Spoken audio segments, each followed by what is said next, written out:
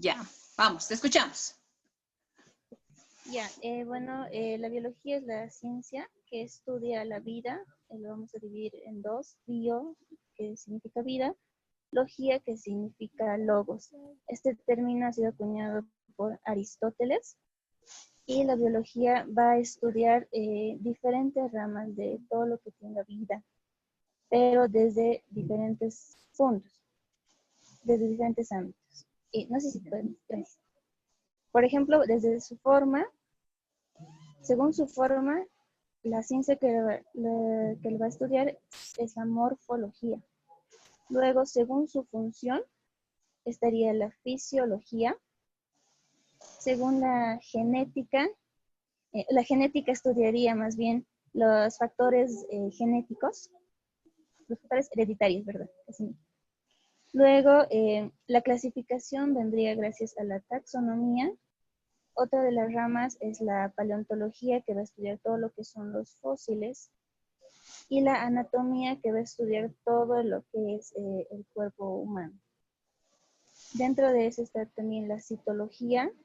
La citología es la que va a estudiar la célula, sus formas, sus funciones. Luego tenemos a la histología, que es la que va a estudiar a los tejidos. Y para finalizar tenemos la botánica, que va a estudiar todo lo que es las plantas, y la zoología, que va a estudiar la vida animal. ¿Está bien hasta ahí? Sí, muy bien, muy bien. Ahora, una pregunta para ti. El término que es biología fue introducido ¿en qué año, en qué país y por qué autor?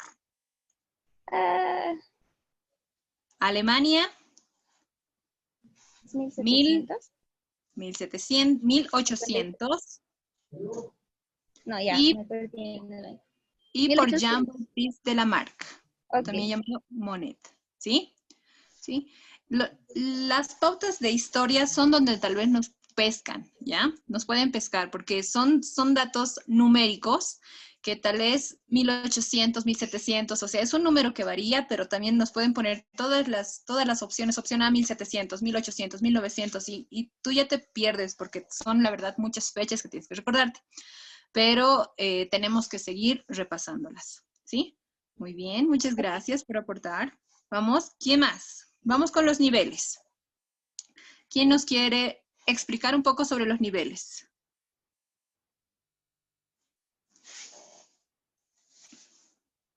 Vamos, vamos, ¿quién quiere participar?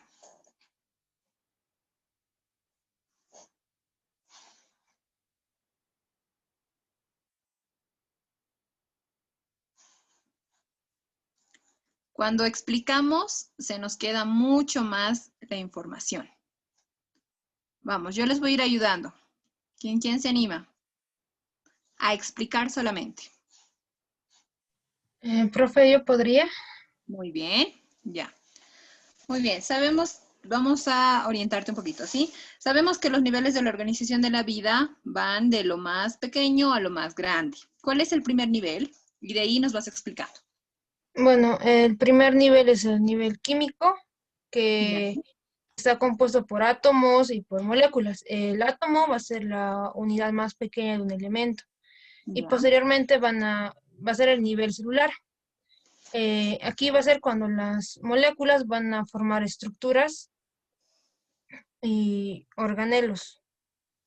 la Van a misma célula. constituir lo que va a ser la célula. Y aquí se dividen células unicelulares, células pluricelulares. Muy bien. Y posteriormente vamos a encontrar el nivel tisular, que va a ser que cuando se van a agrupar células que tienen propiedades semejantes, el nivel tisular. Posteriormente va a ser el nivel de órgano, que es una agrupación de tejidos, y luego está el nivel de organismo, que va a ser cuando se van Entonces, a ahí, nivel de órgano. El grupo de agrupación de órganos, tejidos. no, el grupo de órganos va a ser el nivel de sistemas, va a armar el nivel de sistemas y aparatos. Eso no estamos dando. Ya.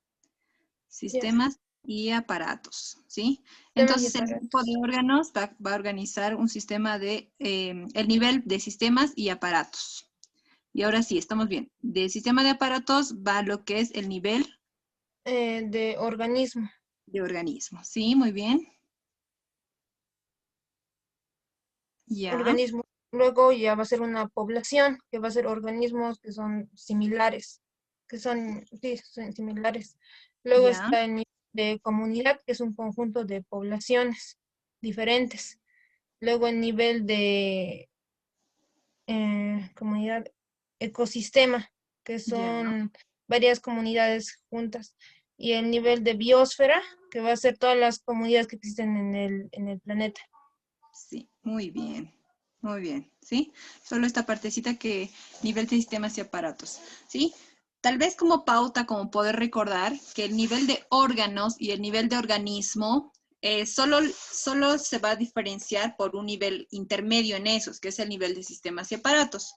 Al nivel de órganos nos referimos a órganos específicos, un hueso, solo el hígado, solo estamos hablando de solo el cerebro, etcétera, solo un órgano, ¿sí? El nivel de sistemas y aparatos va a ser la conformación de órganos con una función similar que conforman todo un sistema, el sistema nervioso, el sistema aparato digestivo, el aparato respiratorio, etcétera, ¿sí?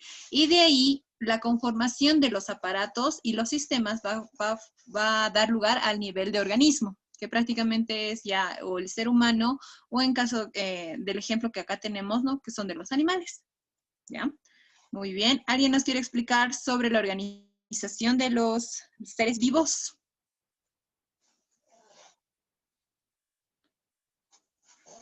Vamos, vamos, anímense. Organización de los seres vivos. ¿O quieren que yo les llame así, a la mala?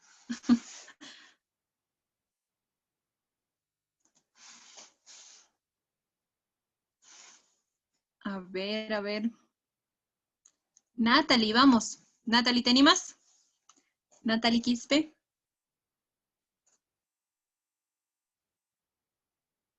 Te vamos a ir apoyando. Buenas noches, doctora. Muy buenas noches. ¿Sí? Ya. Ya, en la organización de los seres vivos encontramos lo que es la taxonomía, ¿no ve? Que la taxonomía es la clasificación.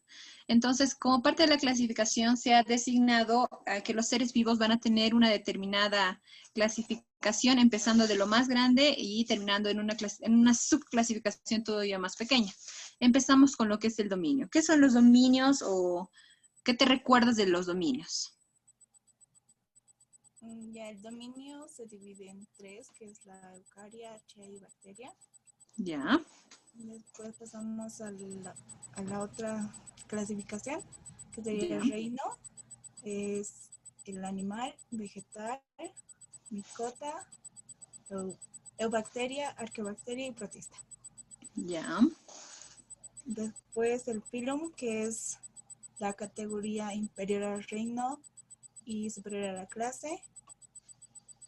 sí, y Después superior a la pasamos clase. a la clase, que son las subdivisiones del filo. Ya, Pasamos a la otra clasificación, que es el orden, y son grupos de familias similares. sí, muy bien. Y la familia, que son géneros similares. Grupo de géneros similares. Grupos de géneros similares. Ya. Y género y especie, que prácticamente son representantes de características similares y funciones similares, ¿no ve? Que ya nos separan ya aquí el género y la especie. Y ahora háblanos sobre Carolus Linnaeus en 1753. ¿Qué dijo? Carlos Linnaeus dijo de cómo se debe escribir el género y especie. Sí. Nos habló sobre el sistema binominal de nomenclatura, ¿sí? Eso. ¿Y cuáles eran sus pautas sobre el sistema binominal de En que primeramente se debe escribir la primera letra en mayúscula, Ya, las demás en minúscula, tiene que estar en cursiva y subrayadas. exacto. Muy bien. Muy bien, muchas gracias, Natalie, por apoyarnos. Entonces, prácticamente es eso, ¿no ve? Algo que en el examen les había estado indicando los que han resuelto el examen el domingo. Para esta parte yo tengo un memo técnico que es las notas musicales. Do, re, mi, fa, sol, la, si, do, ¿sí? Do, re, mi, solo tomo la i, mi, fa, sol, la, a, y la si do prácticamente va a ser con género y especie. ¿Sí? Es una forma tal vez de acordarme. No es 100%, no se comparte, no es million, por ejemplo, en vez de la mi, sino hay que un poco modificar, ¿sí? Pero te da un poco de pauta para saber cuál sigue de cuál sigue de cuál, y para ordenarte, porque digamos, prácticamente cuando te dicen qué es orden, entonces es un grupo de familias que va a ser superior a lo que son las familias, ¿no? Y la familia es un grupo de géneros similares, que va igual, va a tener como el antecedente, ¿no ve? Y este de Carol Linnaeus, 1753, ¿sí? Entonces las fechas siempre nos tenemos que igual recordar, ¿ya? Muy bien, ¿quién nos quiere hablar sobre los reinos? Reinos. ¿Quién se anima? Inés. Inés Mamaní, a ver. Yo te voy a ir ayudando, no te preocupes. Vamos. Buenas noches, doctora. Muy buenas noches. Ya. Descríbeme los 6 reinos, ¿sí? Esta partecita. Si recordamos, ¿sí? Que los 2 primeros reinos que se mostraron ante el mundo fueron gracias a Aristóteles, que lo dividió en 2, en reino animal y vegetal. Posteriormente, Ernst Haeckel, en el siglo XIX, descubre el reino protista, ya lo denomina como reino protista. El cuarto reino fue descubierto tiempo después, el reino monera. R.H. Whitaker en 1969 crea el quinto reino, que es el fungi o el micota. Y Karl Woese en 1977 dice que el reino monera se va a dividir en lo que es eubacteria y arqueobacteria. ¿Ve? El reino monera se llega a dividir en eubacteria y arqueobacteria. Y de ahí se forman lo que son los 6 reinos que actualmente conocemos. Muy bien. Las arqueobacterias, ¿qué son?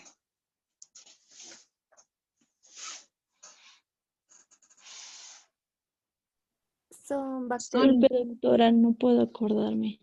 Ya. Bien. ¿Alguien que quiera aportar un poquito? Yo puedo aportar, doctora. Ya, vamos. Bueno, las arqueobacterias o célula vieja, una de sus características es que no tienen organelos y son a nivel acelular. Exacto, no tienen organelos, son acelulares, son células viejas y también son células de memoria. Memoria, sí. Exacto. Muy Y bien. las eubacterias son peptidoglicano. Cuentan con peptidoglicanos, ya. Sí, tienen una membrana peptidoglicano. Ya. Tienen una síntesis de RNA y son De diferentes transferencia. y por eso son diferentes a las arqueobacterias. Muy Y bien. ambas son acelulares y anucleadas, según mis Sí. fuentes. Ambas son celulares y anucleadas. Muy bien. Reino protista. El reino protista son algas, protozoarios, mohos acuáticos. Su núcleo puede ser uni o multicelular. Muy bien. Sí. Reino fungi. Fungi o micota. hongos y levaduras. No realiza fotosíntesis, ayudan a la degradación del material vivo y hacen su propia comida a través de enzimas digestivas. Muy bien. El reino vegetal. El reino vegetal. Bueno, me sirve para preguntar. Ahí lo puse entre paréntesis. Planta es. Ya. Oye. Reino vegetal o plantae. También llamado Ok. plantae. Planta. ¿Ya? Sí realiza fotosíntesis. Ese es su básico, ¿no ve? Sí realiza Sí. fotosíntesis y gracias a su fotosíntesis ellos mismos generan su propia alimentación, ¿sí? Y el último, el reino animal, que tiene la característica de que buscan su alimentación y tienen la capacidad de su supervivencia. Entonces se llegan a mover, movilizar para buscar alimento, ¿sí? Entonces, prácticamente son los 6 reinos que hemos descrito, ¿sí?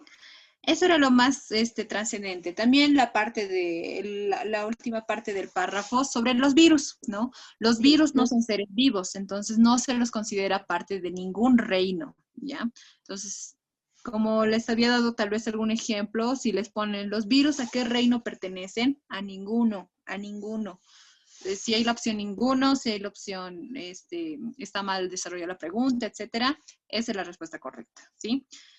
¿Por qué? Porque los virus no tienen ARN y ADN y prácticamente los virus se aprovechan de células vivas para su reproducción. Ellos por su cuenta no se reproducen. ¿Ya? Muy bien. Ahora vamos a pasar a nuestro segundo tema, sistema celular 1. A ver, ahora sí vamos a ir llamando, ¿sí? De mi lista que tengo, desde atrás voy a ir. A Soledad Vargas.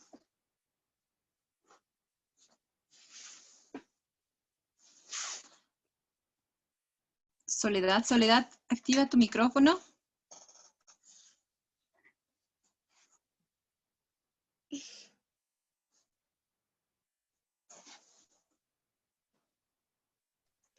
Buenas noches. Muy buenas noches, Soledad. Ya. Bueno, Soledad, vamos a ir desarrollando el tema contigo, ¿ya? No te voy a dejar sola. Entonces, vamos, tú empieza. Bueno, el sistema celular. am, la citología es el estudio o tratado de la célula. Muy La bien. citología en sí es la rama que estudia la célula, sus funciones y todo eso se puede decir. Está basado más en la célula. Estudia su morfología, su fisiología, las patologías, entre otras cosas. También sería una enfermedad de la célula, la anemia, Ya. que más en todo se puede ver casos de estos los glóbulos rojos de la sangre, la falciforme megaloblástica. Cuando es megaloblástica es cuando el glóbulo rojo es muy grande, de Muy un bien. tamaño grande, enorme. Y cuando es falciforme es cuando el glóbulo rojo tiene la figura de una luna, se podría Media decir. luna. Media Media luna. luna, media luna. Ya. Y la otra tipo de anemia, que es una anemia por deficiencia de hierro, que encontramos eritrocitos pequeñísimos, hipocrómicos, o sea, con poca coloración, ¿sí? Muy bien, Soledad. Y dinos cuál es nuestro concepto de célula. El concepto de célula sería la célula es la unidad morfológica funcional de todo ser vivo. ¿Sí? Y aquí hemos ido agregando en cada clase, ¿no? Es una unidad o morfológica o anatómica, cualquiera de los dos, unidad anatómica, funcional y genética de todo ser vivo, ¿sí? Entonces, esa palabrita nos faltaría aquí. Y genética de todo ser vivo. Muy bien. Vamos con historia, que nos cuente sobre la historia. A ver, Josué Alcoreza. Doctora, buenas noches. ¿Me Muy escucha? buenas noches. Sí, te escuchamos clarito.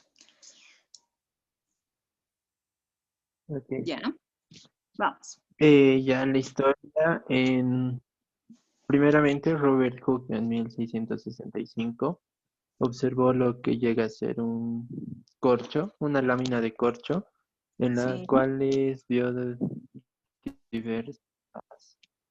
vio unas celdillas a las cuales denominó células. Leeuwenhoek, al crear su propio microscopio, y con lo curioso que él llegaba a ser, observó agua estancada en la cual en la misma observó las bacterias y organismos unicelulares. Sí, muy bien, seguimos. En 1831, en 1831, Robert Brown describió el proceso, el núcleo de la célula, perdón. Sí. En 1835-1839, von Moll describió las partes del proceso mitótico. En Ya, muy bien. 1838 a 1839, Matthias Schleiden y Theodor Schwamm, si no recuerdo mal, Sí, está bien, está bien. dijeron de que los animales y vegetales estaban compuestos de células y dieron a conocer parte del proceso de la teoría celular. Luego, solamente Theodor Schwann describió lo que es la teoría celular, en la cual mencionaba que las células es la unidad vital, anatómica, fisiológica y genética de todo ser vivo. Ya. En 1840, Purkinje acuña el término protoplasma, lo da a conocer. En 1855, Rudolf Virchow da a conocer el término omnicélula célula, lo cual explica que las células se dividen y dan origen a nuevas células. Argumentando esto y tal vez solidificando el concepto, August Weismann dice de que todas las células tienen un origen en común Sí. y que son similares. Y eso sería todo. Muy bien. Y prácticamente como resultado de eso tenemos lo que son los postulados, ¿no? Que es una unidad anatómica, que todo ser vivo está integrado por células, una unidad fisiológica, que toda célula cumple una función, y una unidad genética, que toda célula precede de otra célula por división celular, ¿sí? Muy bien. Muy bien. Ahora vamos a hablar sobre los tamaños. Hemos hablado que vamos a llamar a Fiorella Quiroga.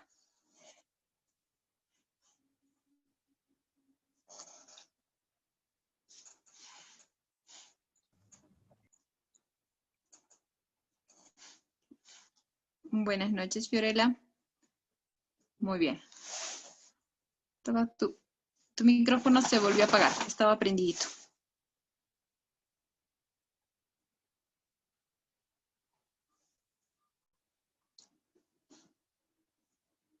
Fiorella, ¿estás ahí? Fiorella Quiroga.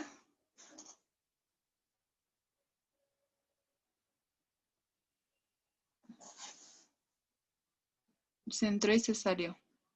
Bien, vamos con Darlene Kelka. Sí, buenas noches, doctora. Muy buenas noches, ¿sí? Vamos a hablar contigo sobre el tamaño y el color de las células. Ah, ya, su micrófono no funciona. Muy bien. Vamos con el tamaño. ¿El ojo humano ve a cuánto? De 75 a 100 nanómetros. Micrómetros. El término U de micrómetros, ¿ya? Después, tenemos que el microscopio inventado por Leeuwenhoek abarcaba hasta 2 micrómetros. Ya. Vamos, sigue tú.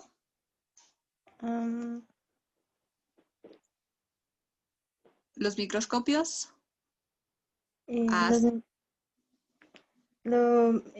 Podían ver las células hasta los 0,2 micrómetros. Muy bien. Los microscopios electrónicos lo podían ver desde 0,004 micrómetros. em, El los eritrocito mide 7,8 micrómetros y el ovocito a 140 micrómetros. eso, muy bien, ¿sí? Entonces, aquí teníamos la tablita.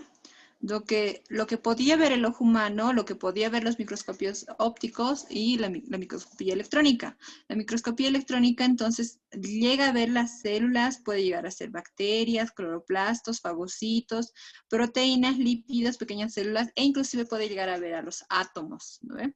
En cambio, nosotros, viendo a ojo desnudo, podíamos ver tal vez una de las células más pequeñas, que es el huevo de pescado, picaflor, el humano, las ballenas, etcétera. Obviamente ya estructuras mucho más grandes, ¿no? Pero lo que es el ojo humano, llegamos a ver solo a 75 y a 100 micrómetros de tamaño. Ese es nuestro límite, ¿sí? Por eso los microscopios nos han servido de mucho para poder investigar el tipo de vida, la composición de la piel, la composición de algunas estructuras inclusive, y ha servido mucho a nivel científico. Entonces, decimos que las personas están compuestas por un aproximado de 75 billones de células. De estas 75 billones, 100.000 millones son neuronas. Las neuronas prácticamente son conexiones eléctricas, o sea, la comunicación de cómo puedes sentir desde la punta de tu pie y digamos que te chocas con justo el pulgar, el quinto dedo, te chocas con el borde de algo, o sea, el dolor que sientes, ese mecanismo de comunicación de todo tu cuerpo es gracias a estas neuronas, ¿sí? El color. El color de las células habíamos dicho que es incoloro, pero algunas de las células cumplen una función de pigmentos propios.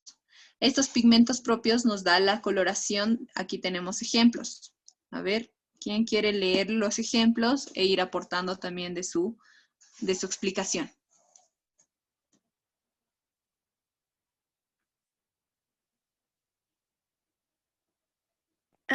Yo, Ya, vamos.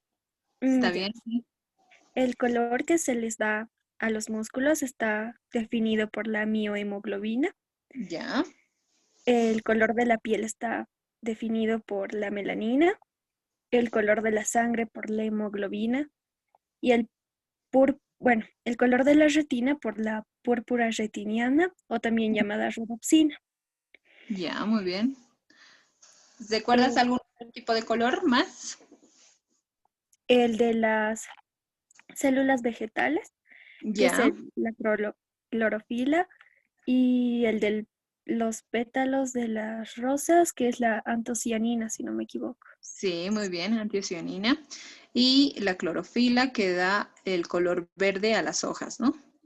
Muy bien. Que son pigmentos, o sea, el color de una célula es incoloro, ¿sí? Pero algunas células cumplen la función de tener pigmentos propios, para eso también tenemos. Muy bien. En el tema de diferenciación celular, habíamos visto los tipos de células madres que tenemos. Tenemos 4 tipos de células madres. Células, las totipotentes, las pluripotentes, las multipotentes y las unipotentes, ¿sí? Solamente un repaso general. Las células totipotentes, aquí igual ya lo tenemos aquí. La célula madre totipotencial va a generar 3 líneas germinales más la placenta. Genera el ecto, el meso y el endodermo y genera placenta más. Entonces, el desarrollo de estas 4 estructuras pueden desarrollar a un ser vivo de manera completa. En este ejemplo que tenemos acá, podemos ver al ovocito fecundado ya por un espermatozoide y la formación de la mórula, ¿sí? O ya de un embrioncito en una fase de 8 células, ¿sí? Podemos ver el blastocito que ya se va diferenciando. Pero si esto no tuviera el aporte de una placenta, entonces no se puede desarrollar nada. ¿Por qué? Porque la placenta, 1, es el medio de alimentación de lo que es el embrión, ¿sí? Alimentación. Sin alimentación nada crece. Y 2, es un medio de soporte, ¿sí? Son como almohadillitas prácticamente para que se vaya a seguir desarrollando. Es como el abono para las plantas, ¿sí? ¿sí? Si a una planta no le pones en tierra, aunque ya haya salido un poquito de raíz, si no lo pones en tierra, no le pones abono, no pasa nada, ¿sí? La planta se muere y no hay nada.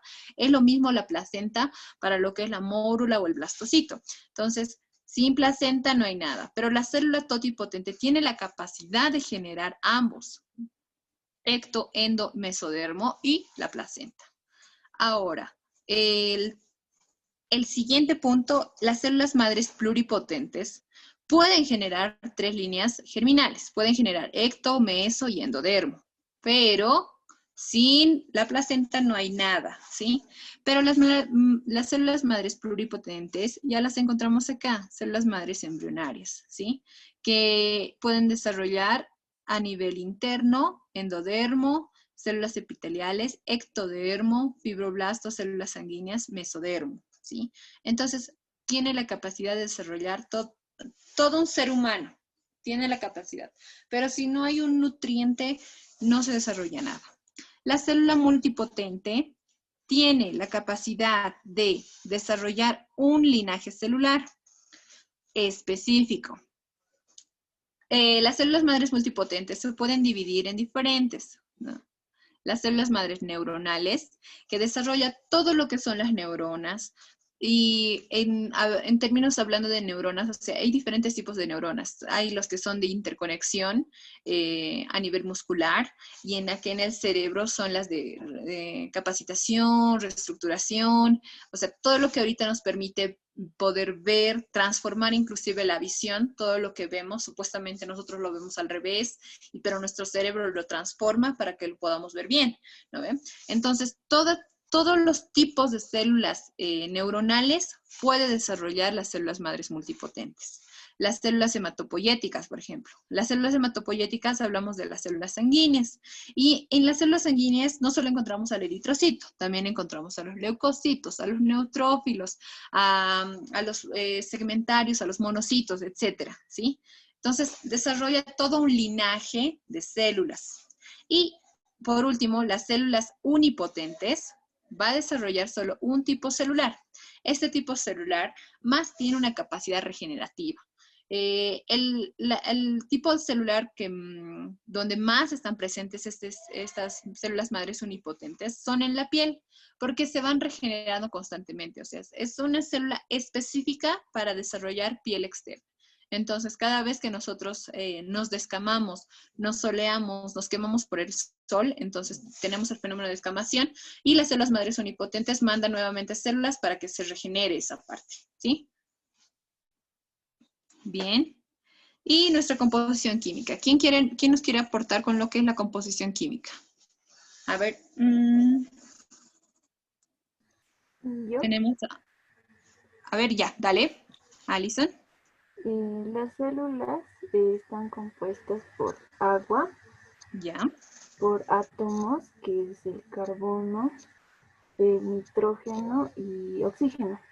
Muy bien. Por iones, que es sodio, cloro, calcio, potasio y el hidrógeno.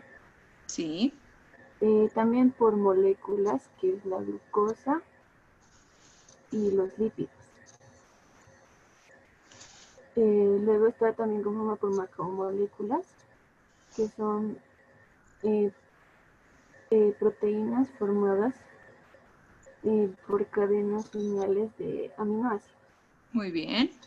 Y los ácidos nucleicos, ADN y ARN, está formado por un azúcar de 5 carbonos, puede ser ribosa o desoxirribosa, un grupo fosfato y una base nitrogenada, que es por la citosina, la guanina, la adenina, la timina y uracilo. El uracilo, ¿sí? Muy bien, prácticamente eso, ¿no? Los ácidos nucleicos están desarrollados por 3 cosas: azúcar de 5 carbonos, grupo fosfato y una base nitrogenada, ¿sí? Y como habíamos dicho, tanto el ADN trabaja con citosina, guanina, adenina y timina. Y el ARN trabaja con citosina, guanina, adenina y uracilo, ¿sí? Prácticamente esa es su diferencia. El ARN es una azúcar ribosa y el ADN es una azúcar desoxirribosa. La diferencia de las células, prácticamente... Disculpe. Dime. En el anterior gráfico, nitrógeno está anotado mal, está como si fuera níquel. Deberíamos cambiarlo. Ah, cierto, cierto. Gracias. Para que esto ya se lo puedan llevar. Ah, no quiere cambiarse. Vamos a borrarlo de otra forma. Ya, muy bien. Diferenciación celular. ¿Quién lo quisiera repasar?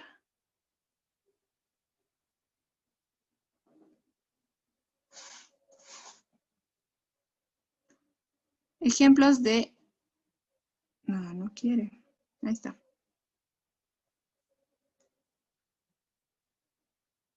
Listo. Bueno, en células vegetales y células animales, prácticamente las diferencias van a ser uno en tamaño, van a ser... las células vegetales tienen una membrana celular y una pared celular. Sabemos que tienen una bica... las células vegetales, ¿han visto las hojitas? Cuando ven las hojitas tienen como un brillo encima, ¿sí? Y también si nos damos cuenta, cuando llueve, prácticamente las gotas resbalan por la hojita. Entonces su membrana es celulósica, es tipo como aceitosa, ¿sí? En cambio de la célula animal va a ser una membrana celular simple. Las células vegetales presentan lo que es el cloroplasto, que son plastidios, que es la característica más que todo de la célula vegetal. La célula animal no lleva plastidios. La célula vegetal tiene numerosas vacuolas y la célula animal el número de vacuolas llega a ser reducido. E inclusive hemos dicho que en la célula vegetal presenta una gran vacuola que inclusive ayuda para tener la forma de la célula vegetal. No tiene centrosoma, carece de lisosomas y realiza la fotosíntesis, ¿sí? Nutrición autótrofa. Ellos mismos pueden generar su propia alimentación. En cambio, las células animales son heterótrofas, tienen centrosoma, presencia de lisosomas y no realiza fotosíntesis, ¿sí? Diferencias. Y las diferencias de lo que es anaerobio y las diferencias de lo que es la célula procariota y de la célula eucariota. Principalmente tamaños. Célula eucariota de mayor tamaño, llega a medir de 10 a 50 micrómetros. La célula procariota, en cambio, de 1 a 5 micrómetros, inclusive puede llegar a 10 micras. ¿Qué más? No tienen un núcleo, tiene citoplasma, no tiene citoesqueleto en la procariota, por ende, todo lo que son sus organelos están nadando, o sea, los pocos organelos que tiene están nadando. Su material genético en la célula eucariota está envuelto en lo que es el núcleo. El material genético en la procariota está desenredado y se encuentra por cualquier parte de lo que es la misma célula. ¿Qué más? Las células procariotas tienen un metabolismo anaerobio y aerobio. En cambio, las células eucariotas tienen un metabolismo aerobio. ¿Cuál es más? ¿Cuál es más? Sin citoesqueleto y con citoesqueleto. Citoesqueleto, ¿qué más? Normalmente son unicelulares, estas son pluricelulares.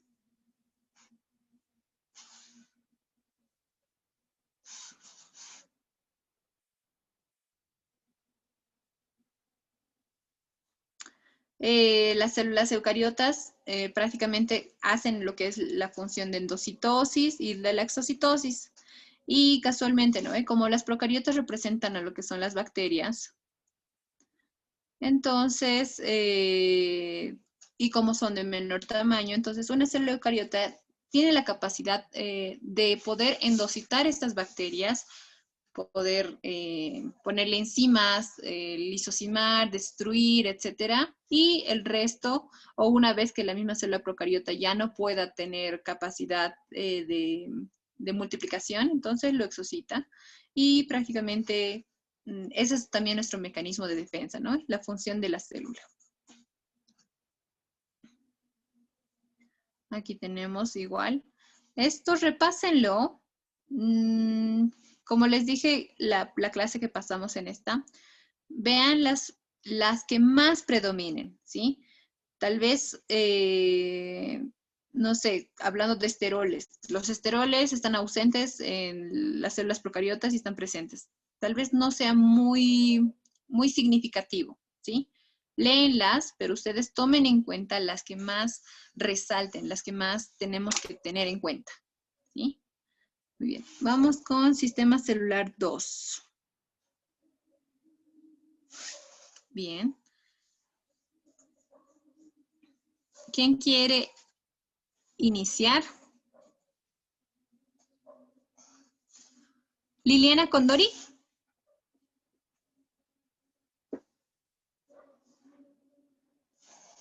Liliana. Buenas noches, doctora. Buenas noches. ¿Sí? Vamos, iniciamos. En el sistema celular 2 hemos hablado prácticamente de lo que es la membrana celular. ¿Qué habíamos hablado de la membrana celular? Que la membrana celular está compuesta por proteínas, lípidos y carbohidratos y es Ya. semipermeable. Ya, El 60% son proteínas, el ya, 35% son lípidos y el 5% son carbohidratos. muy bien. Ya, Eh, en los fosfolípidos, las cabezas son hidrófilas y las colas son hidrófobas, que no soportan el agua. está bien. ¿Qué más? Tenemos, ¿cómo es la disposición de la membrana celular? Es una membrana bicapa lipídica, ¿no ve? ¿Por qué? Porque Capa lipídica, sí. tenemos dos. Ya, háblanos sobre las proteínas. Existen dos tipos de proteínas, las transmembranales y las proteínas periféricas, que también se usan como segundas mensajeras para que otras sustancias pueden entrar a la célula. Sí, proteínas periféricas y transmembranales. ¿Sí? ¿Qué es el término anfipático? Que pueden llegar a ser hidrófilas e hidrófobas. Exacto, o sea que pueden tener, o sea, dos extremos en un mismo lugar, ¿no ve? Que son hidrófilas e hidrófobas. ¿Qué es el glucocáliz? El glucocáliz sirve como para reconocimiento de celular. Ya. Nos sirve de reconocimiento celular. ¿Qué más? También nos sirve de factor protector. Nos sirve de factor protector a la célula para evitar lesiones. Y está compuesto, o sea, es parte de una hilera de carbohidratos que genera por su misma cuenta una pequeña capita más a la membrana celular, y esto se le considera como glucocáliz. Muy bien, muchas gracias. Ahora vamos a llamar a... Hablemos sobre la permeabilidad, las propiedades de la membrana celular. A ver, a Gilmar Argollo.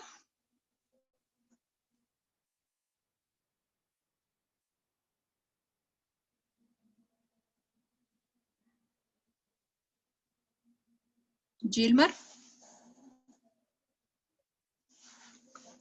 Activa tu micrófono, por favor.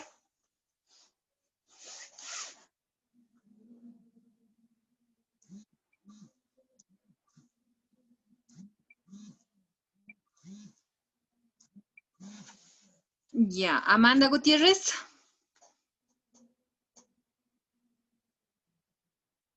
Amanda, activa tu micrófono.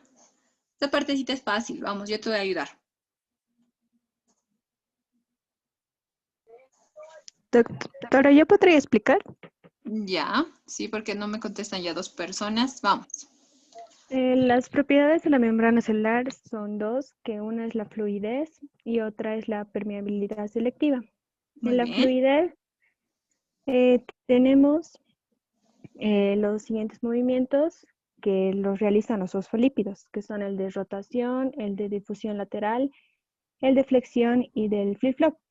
El de Ya. rotación se da en el eje, en el de flexión se da en las colas, la difusión lateral tiene más abundancia en la capa y el flip-flop es menos frecuente. Ya. También tenemos las proteínas en la membrana celular que tienen dos tipos de movimientos, uno que es el de rotación y que es el de difusión lateral. Ya, En muy la, bien. en la parte de la permeabilidad, Selectiva, sí. tenemos los transportes que son el Dos mecanismos de transporte pasivo y el transporte activo. Ya.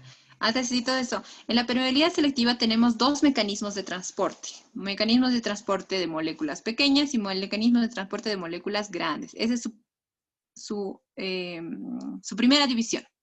Ahora bien, háblanos sobre los mecanismos de transporte de moléculas pequeñas. Ya, el transporte de moléculas pequeñas es, si no me equivoco, el transporte pasivo. Ya. El transporte pasivo se divide en dos, que es la difusión simple y la difusión facilitada.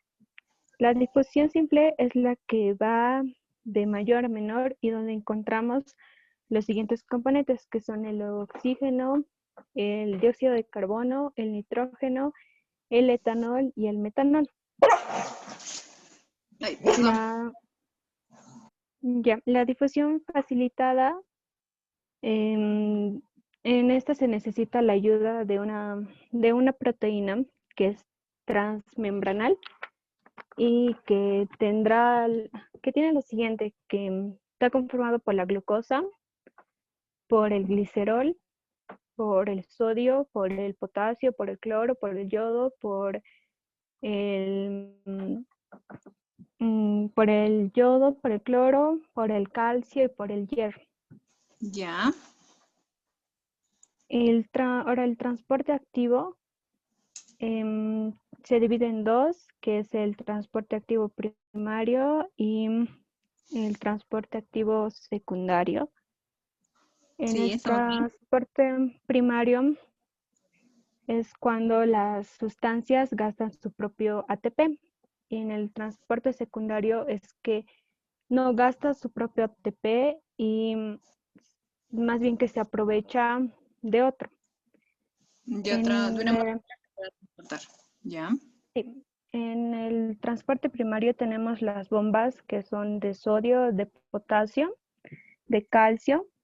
También tenemos los protones. Bomba de protones. Sí. Y también tenemos la glucoproteína. Sí. Y entonces tenemos también lo que es el sodio y el potasio, creo que yo lo dije. Esa es la más característica. Sí. Y gasta solo un ATP. Hidroliza un ATP para poder activar esta bomba de potasio. ¿Cuántas moléculas de sodio salen y cuántas moléculas de potasio ingresan? Salen 3 moléculas de sodio y mete 2 moléculas de potasio. Sí, es prácticamente eso, ¿no? ¿Por qué esta diferencia? Porque sabemos que a nivel extracelular predomina lo que es el sodio y a nivel intracelular predomina lo que es el potasio. Y en el transporte activo secundario, continúa. En el transporte activo secundario, lo que más se utiliza es el elemento del sodio, donde podemos ver tipos de transporte, bueno, no sé cómo denominarlo, pero son el uniporte, el simporte, o también denominado el cotransporte, y también el antiporte. Ya. En el uniporte es cuando solo se gasta una sustancia. En el simporte es cuando se gasta 2 sustancias y van en una misma dirección.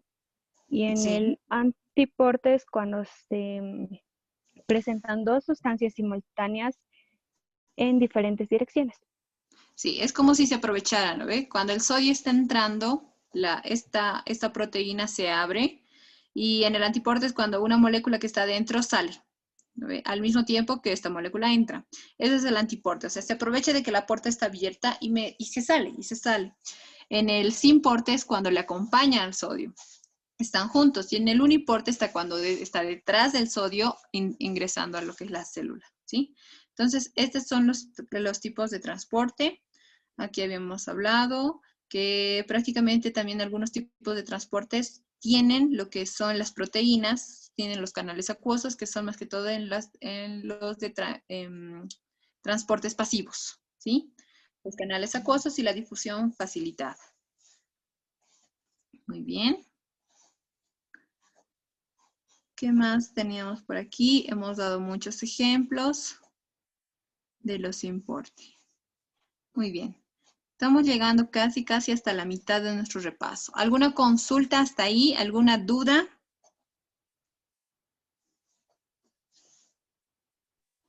Doctora, una pregunta. Es Dime. una duda que me surgió. ¿El ovocito también es Sí. llamado óvulo? O sea, decir óvulo es lo mismo que decir ovocito. Sí, es una ovocito, es cito, célula, ¿sí? Célula oval prácticamente, ¿sí? El ovocito, pero en sí no es una célula del óvulo, el ovocito es del huevo, ¿sí? Es una célula de huevo. Por eso la medición inclusive es más grande. Por ejemplo, de los huevos de los pescados, prácticamente, eso es un ovocito, ¿sí? Y justamente teníamos igual en nuestra imagen que nos dice que hay uno de... aquí tenemos la imagen. Acá está, ¿sí? Justo estamos hablando sobre los huevos de pescado. Y los huevos de pescado llegan a medir hasta 1 milímetro más o menos. Y sabemos que el ovocito llega a medir a 140 micrómetros. Entonces, en un término relativo sería como 14 milímetros. Entonces, los huevos de los pescados, por ejemplo, son células ovales. A eso significa ovocitos, células ovales, ¿sí? En sí, es prácticamente eso, ¿sí? Ovo, que es de huevo, cito, célula. Ah, ya, entonces es prácticamente decir lo mismo, ¿no? Porque yo me surgió esa duda y busqué en internet y encontré una página que el ovocito nos dice en el libro que mide 140 micrómetros. Y buscando leí que el óvulo mide 1500 micrómetros, o sea, Sí, mucho mucho más más grande. grande. Ajá, no. Entonces, el ovocito sería como un óvulo pequeño, un Sí. precursor del óvulo. Un precursor del óvulo, e inclusive, digamos, como te digo, es prácticamente su desarrollo mínimo. Ya el óvulo es un desarrollo más, como tú dices, ¿no? De mayor tamaño. Pero el ovocito es su mínimo desarrollo, célula, prácticamente su misma denominación nos dice, ¿no? Ovocito. Ah, ya. Listo, doctora, muchas gracias. No te preocupes. ¿Alguna otra consulta de estos 3 temas que ya estamos repasando?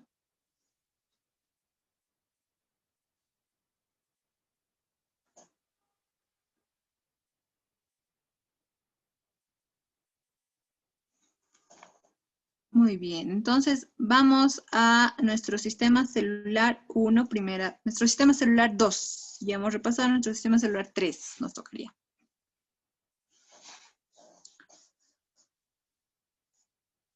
Bueno, en el sistema celular 2 prácticamente hablamos todo lo que es la capacidad de lo que es la membrana celular, ¿sí?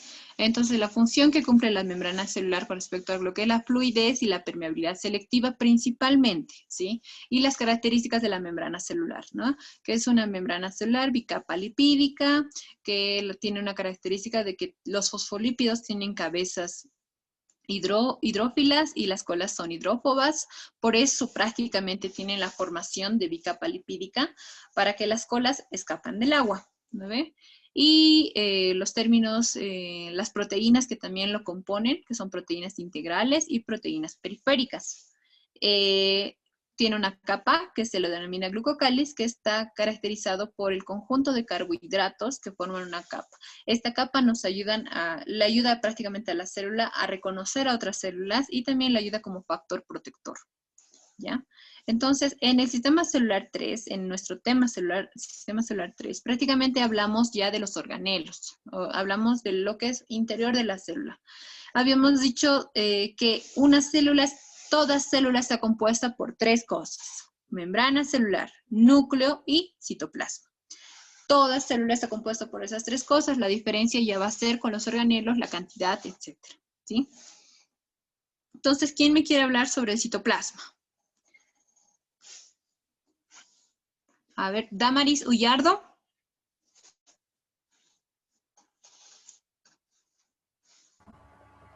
Doctora, buenas tardes. Muy buenas tardes. Buenas noches, perdón. Buenas noches. Vamos, háblanos sobre el citoplasma. Yo te voy a ir ayudando. El citoplasma está compuesto por 3 cosas, que son... El citoesqueleto y los organelos. Exactamente, ¿sí? Entonces, las características del citosol, ¿cuáles son? Tiene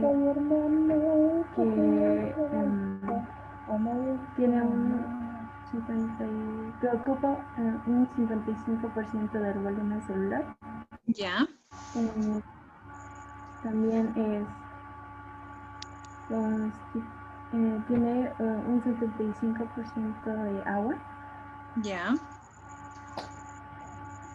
Y contiene una gran cantidad de moléculas grandes y pequeñas. Y moléculas nutritivas, ¿no ve? Ya. ¿El citoesqueleto? El citoesqueleto es una red de filamentos proteicos. Muy bien. Y encontramos 3 tipos de filamentos. ¿Qué filamentos son? Los microtúbulos, los microfilamentos y los filamentos intermedios y los microfilamentos. Y los microfilamentos. Entonces sabemos que los filamentos intermedios prácticamente es como cuando jugamos, ¿qué se llama este juego? Palitos chinos. Ya los ponemos, esos son los filamentos intermedios, entonces sirven de sostén donde caiga. Los microtúbulos, en cambio, parten de un centro, bien, aquí es donde vemos a los centriolos, parten de un centro y de este centro es como poste, del poste recién se van dividiendo los demás cables, ¿sí? Y los microfilamentos principalmente son los contornos, ¿no? Los que dan la forma a la célula, ¿sí? Si hablamos de unas células cúbicas, entonces podemos ver que los microfilamentos prácticamente van a estar haciendo el rectangulito que corresponde a lo que es la célula, y el resto nos sirven de sostén, ¿no? El citoesqueleto es muy importante porque gracias al citoesqueleto también todo el resto de los organelos se encuentran inmóviles en la posición donde tienen que estar. Por ejemplo, el retículo endoplasmático tiene que estar al lado del núcleo, ¿no ven? Entonces, para que no se mueva, porque todo se mueve, porque estamos en un medio acuoso, para que no se mueve y se vaya a otro lado, entonces el citoesqueleto también le da esa estabilidad, ¿sí? Muy bien. A ver, háblanos del núcleo, Sara Cordero.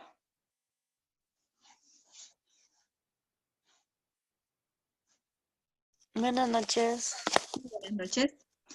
Sara, vamos, hablamos del núcleo. Es lo más importante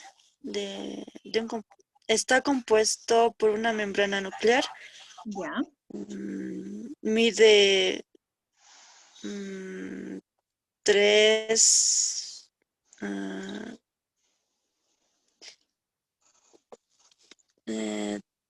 rayita 10 picómetros. Nanómetros, ¿verdad? Picómetros, ¿sí? Ah, ya, picómetros, sí. Ya. Después viene la membrana celular. Está compuesta por 2 capas. Membrana nuclear. Nuclear, perdón. Ya. Está compuesta por dos capas. Una es la membrana externa y la membrana interna. Mides a 10 a 30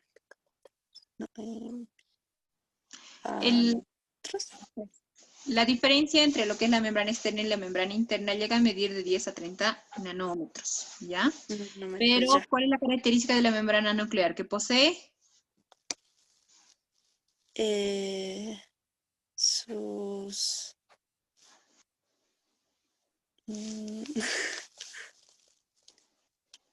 sus poros nucleares. Exacto, ¿sí? Posee lo que son los poros nucleares, ¿ya? Pero también entre lo que es el extremo de la membrana externa y la membrana interna y la unión de la membrana interna, justo en estas uniones, se crea esto. El poro nuclear solo es son como puertas, pero esas puertas están protegidas por lo que es la cesta nuclear. Entonces la cesta nuclear también sirve para que vea, o sea, para que el núcleo sepa qué es lo que está entrando y qué es lo que está saliendo. Y también habíamos dicho que en lo que son las cestas nucleares hay la agrupación de lo que son las nucleoporinas. Las nucleoporinas son como nuestros soldaditos que nos dicen qué está entrando, qué está saliendo. ¿Sí? Dentro de la célula tenemos al nucleolo. ¿Cuál es la función del nucleolo? Su biosíntesis del ribosoma.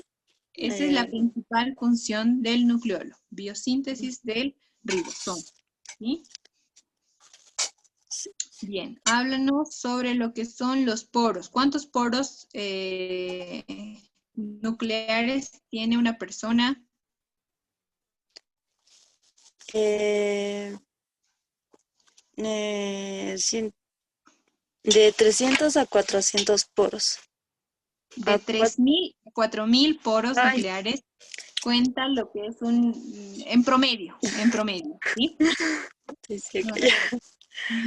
El diámetro de los poros llega a ser de 100 nanómetros y son hidrosolubles, ¿no ve? Hidrosolubles.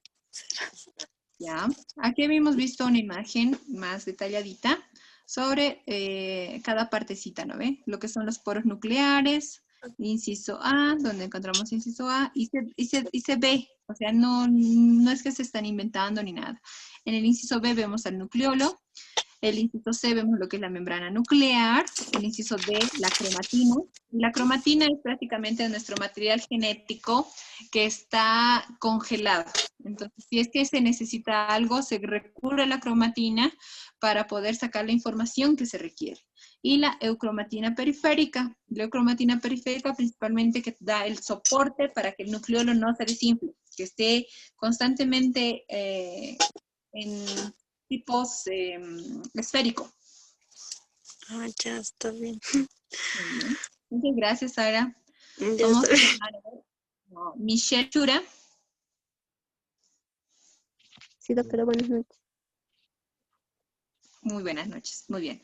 Háblanos sobre los ribosomas. Ok, bueno, un poco de historia. En 1946, George Paleder dice que son pequeños crepúsculos celulares que miden de 12 nanómetros de ancho a 25 nanómetros de longitud. Se encuentran o bueno, trabajan con el ARN. Son los mensajeros. Son prácticamente los que... Está bien. Ya. Háblanos sobre los ribosomas eucariotas, ¿ya? De los eucariotas. Es la subunidad menor de 40, o no sé qué significa ese. Y una subunidad mayor de 60 S. Sí, 60 S. 33 de proteínas y una ARN R de 18. Ya. ¿Y la subunidad mayor? La subunidad mayor son menos 49 proteínas más 49 28. proteínas, ¿ya? Y una Ok, RNR de 5,8 S.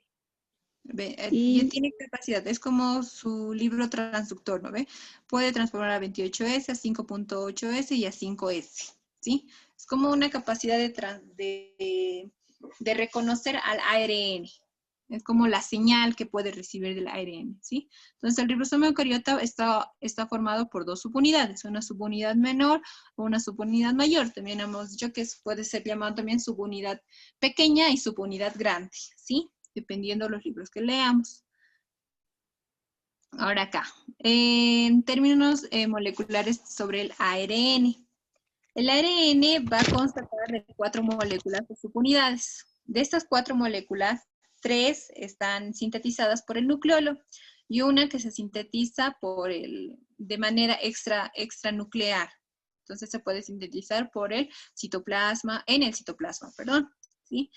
Entonces, para entender sobre las moléculas del ARN y más que todo sobre la síntesis proteica, les mostré este cuadro, ¿no ve? Que es prácticamente un cuadro de cómo prácticamente el ADN se maneja. Conocemos todos el sistema binario, 001, 110, que significa la A, por ejemplo, ¿no? Entonces, tiene casi la misma lógica a nivel celular. El ADN maneja a los aminoácidos, maneja proteínas en estos códigos, ¿sí? Entonces, prácticamente estos códigos, gracias al ribosoma, el ribosoma reconoce estos códigos y puede traducir la información en lo que realmente se necesita, ¿sí? Entonces, son estos códigos que usa el nucleolo, que usa nuestro ADN para guardar la información.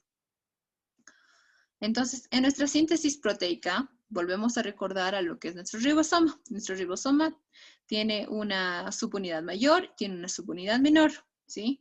En la subunidad mayor encontramos también dos espacios, un espacio A y un espacio P. Estos, como les dije, es como una máquina de coser, ¿sí? Agarro aquí una tela, agarro aquí el encaje que le quiero aumentar, lo junto y lo paso. Y aparece por el otro lado junto, ¿no ve? Junto por enlaces peptídicos, ¿sí? Entonces, la síntesis proteica tiene esa capacidad.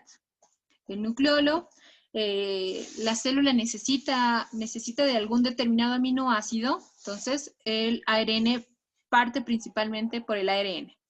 El ARN mensajero va a los archivos y agarra lo que se necesita, pero agarra así, toda esa información. Lo saca de biblioteca, de archivos, etc. Lo saca y lo extranuclea, sale del núcleo. Una vez fuera del núcleo se encuentra con lo que son los ribosomas. Y el ribosoma, y ahora tenemos que tomar en cuenta, el retículo endoplasmático rugoso es rugoso por la cantidad de ribosomas que tiene. Entonces, no es que tiene que ir y buscar por toda la célula a un ribosoma. La cantidad de ribosomas es la necesaria, ¿sí? No hay ni más ni menos, es la necesaria y la puede encontrar de manera accesible. Ahora, tampoco es que sale solo un ARN mensajero que intenta cumplir toda la función, sino que salen varios ARN mensajeros y van a varios ribosomas para que se pueda completar la cantidad de aminoácidos que se requiere, ¿no ve? Entonces, es como una máquina de coser.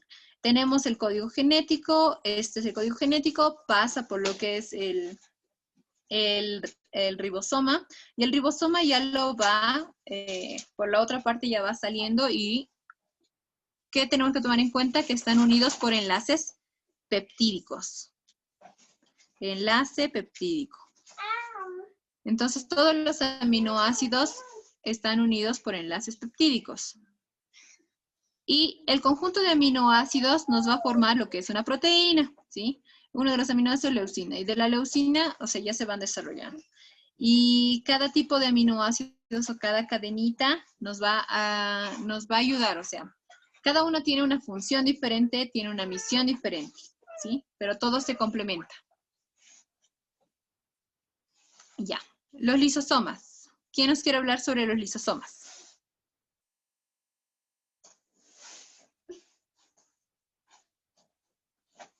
A ver, vamos a llamar. Vamos a llamar a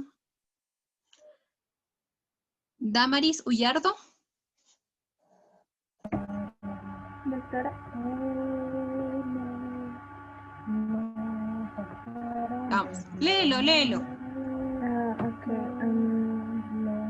Los lisosomas descritos por Duff en Ya. 1949 son pequeños sacos delimitados con una membrana. Muy bien. Contienen enzimas digestivas. Y las enzimas nos ayudan a Degradar moléculas. Muy bien. Ya, aquí tenemos la representación de una lisosoma, ¿no?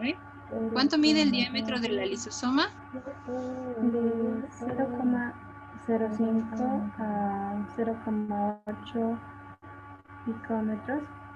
Picómetros, muy bien. Cuenta con una membrana. Con una membrana con enzimas hidrolíticas. Enzimas hidrolíticas y proteínas transportadoras. muy bien, ¿sí? Entonces, prácticamente son enzimas hidrolíticas, ¿sí? El lisosoma viene del término lisis, que significa destrucción. Entonces, el lisosoma prácticamente cumple esa función de poder destruir lo que ellos encuentran, ¿sí? Tienen enzimas hidrolíticas. También tienen la capacidad de endocitar y también, gracias a sus enzimas hidrolíticas, lo destruyen, ¿sí? Sacan lo que no les sirve y la misma célula con su exocitosis tiene la capacidad de eliminarlo. ¿Lo ven? Aquí está. Ahora, hablamos de las enzimas digestivas. Las enzimas digestivas van conectadas con nuestro mecanismo de transporte de moléculas grandes, ¿sí? En el mecanismo de transporte de moléculas grandes habíamos visto el fenómeno de la endocitosis, pero la endocitosis tiene 3 tipos. ¿Se recuerdan? ¿Cuáles son?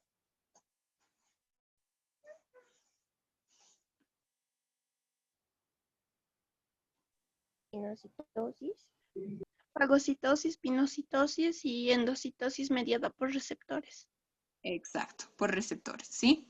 Entonces, hablamos de las endocitosis. Cuando solo se realiza la endocitosis de alguna molécula, participa la enzima digestiva que se denomina endosomas, ¿sí? Cuando se realiza la fagocitosis, que son de moléculas sólidas, participan los fagosomas. Cuando se realiza lo que son la pinocitosis, también participa las enzimas fagosomas, porque sabemos que lo que es el líquido intracelular, la pinocitosis, ¿qué es? Es cuando hay líquido en una vesícula, cuando la membrana celular prácticamente envuelve al líquido, ¿sí? Pinocitosis a agua, fagocitosis algo sólido, ¿sí? Entonces los fagosomas igual actúan. A veces el líquido no es tan puro, siempre tienen partículas pequeñas, entonces la fagocitosis ayuda a que se pueda lisar, ¿sí? Y los otros tipos de enzimas que son los autofagosomas. Los autofagosomas prácticamente son los que a los organelos ya gastados, a los organelos viejos, a los organelos que ya no están sirviendo en la célula, los fagocita, los destruye y lo que sirve lo puede reutilizar y lo que no sirve prácticamente lo exocita. Entonces tenemos 3 tipos de enzimas digestivas. En el texto también nos menciona sobre una enfermedad de Tay-Sachs, que es una enfermedad genética que prácticamente está relacionada con la exagerada formación de enzimas digestivas. Si el cuerpo tiene muchas enzimas digestivas, prácticamente se autofagocita todo, se empieza a destruir, o sea, el mismo cuerpo destruye tu cuerpo. Entonces, esta enfermedad se la conoce como Tay-Sachs, que es por la producción de muchas enzimas digestivas. casos de niños que hayan nacido con esta enfermedad han tenido una vida de hasta 5 años, pero no más, ¿sí? Porque su cuerpo no se llega a desarrollar totalmente. Hay casos de desnutrición por esta enfermedad, o sea, por más de que tú comas, el cuerpo no lo, prácticamente lo destruye. En vez de procesarlo, de metabolizarlo, de generar ATP, de generar proteínas, aminoácidos, entonces prácticamente lo va destruyendo. ¿Ve? Disculpe, doctora, los autofagosomas son como una enzima individual que no participa en la endocitosis ni la fagocitosis y demás. Sí. ¿Por qué? Porque lo que son los fagosomas y los endosomas tienen la capacidad de lisar, de destruir enzimas, partículas no de la célula. O sea, tienen la capacidad de reconocer a lo que están fagocitando. Si es parte de ellas, ellas no tienen la capacidad de destruirlas. En cambio, si se topan, como les dije, ¿no?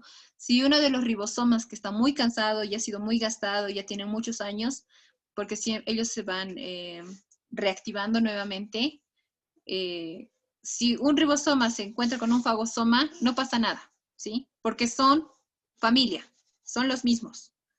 Pero los autofagosomas tienen la capacidad de que, aunque sean ellos mismos, aunque los dos hayan partido de esa misma célula, tienen las enzimas correctas para destruirlas, ¿sí? Porque un fagosoma no puede destruir a un ribosoma, ¿sí? Los autofagosomas prácticamente tienen ya más armamento, por así decir, más poder para poder destruir a nuestros mismos organelos. Entonces, por eso cada uno, por eso se diferencian inclusive. Está bien, gracias, doctora. Muy bien. Sistema celular 13, segunda parte. Aquí está. Nuestra fisiología celular, perdón. Aquí está. Sistema celular 3, segunda parte. Bueno, también tenemos que tomar en cuenta el resto de los organelos. Las vacuolas, ¿sí? Las vacuolas, principalmente, como habíamos hablado, son más características de las células vegetales. ¿Lo ve? A ver, ¿quién nos quiere hablar un poco? ¿Quién quiere participar? ¿O quieren que yo llame?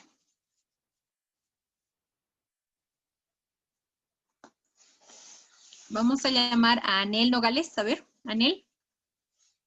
Activa tu micrófono. Vamos leyendo. Está bien, doctora. Ya.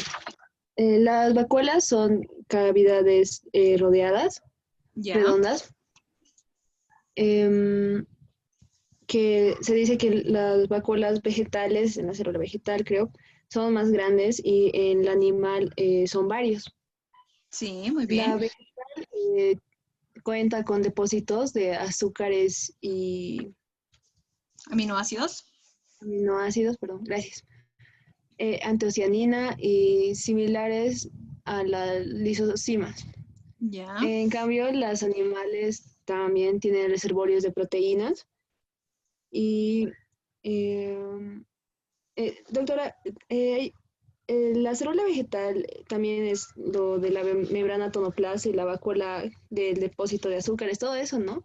No, cualquier vacuola tiene una membrana que lo rodea, sea vacuola vegetal o animal. Esta membrana que lo rodea se lo denomina tonoplasto, ¿sí?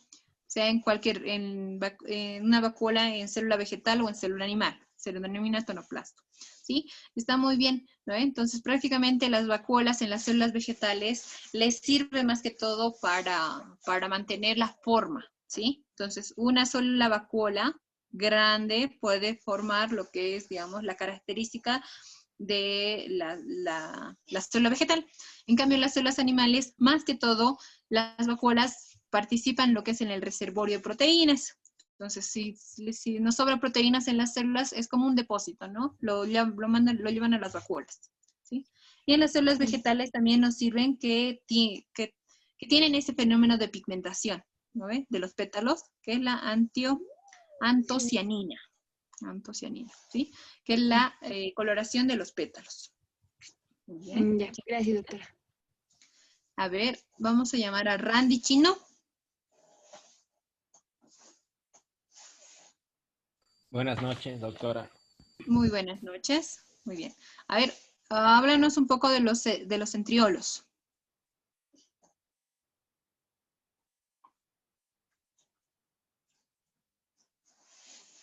El centriolo es el centro organizador de los microtúbulos. Ya.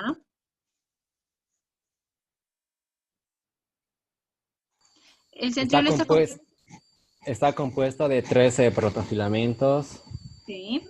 y 9 tripletes. Ya. Y tenemos acá. El centriolo prácticamente es parte de lo que es el citoesqueleto, compone lo que es el citoesqueleto, ¿no ve? Y la estructura básica está acá, ¿no ve? Tenemos centriolos que se reconocen como, o tienen la formación como rueda de carro, ¿sí?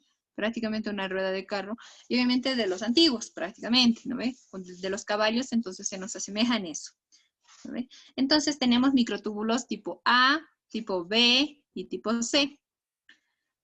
También tenemos lo que son las fibrillas conectoras, las fibrillas radiales y los microtúbulos triples.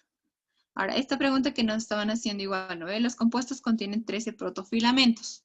¿Qué son los protofilamentos? Los protofilamentos van a ser prácticamente lo que compone al mismo centriolo, ¿sí?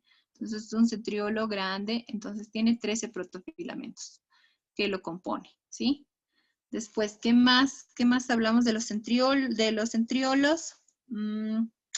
Prácticamente va de la manito con lo que es el citoesqueleto, porque también ayuda lo que es la reorganización espacial de la célula. Sin los centriolos no puede haber, o sea, los organelos pueden estar flotando por el aire, ¿no ve?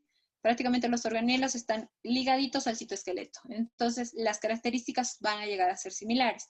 Los datos claves que están compuestos por 9 tripletes, cada centriolo está compuesto por 13 protofilamentos, son en pares y forman como una rueda de carro. Entonces son como los postes prácticamente, y de los postes ya van partiendo el resto del citoesqueleto, de los filamentos intermedios, de los microfilamentos, etc.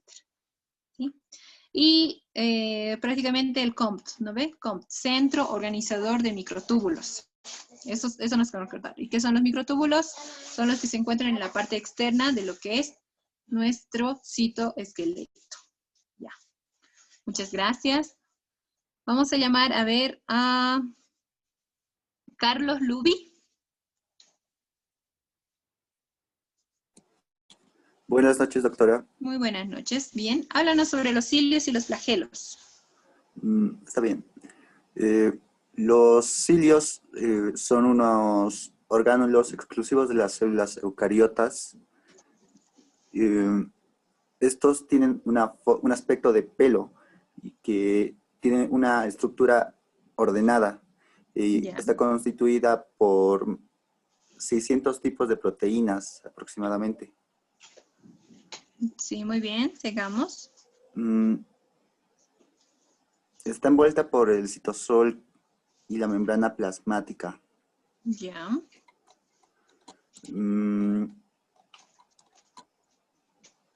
No. Ya. A ver, los movimientos que realiza cada uno para poder diferenciar. Los cilios, ¿qué tipos de movimientos realizan?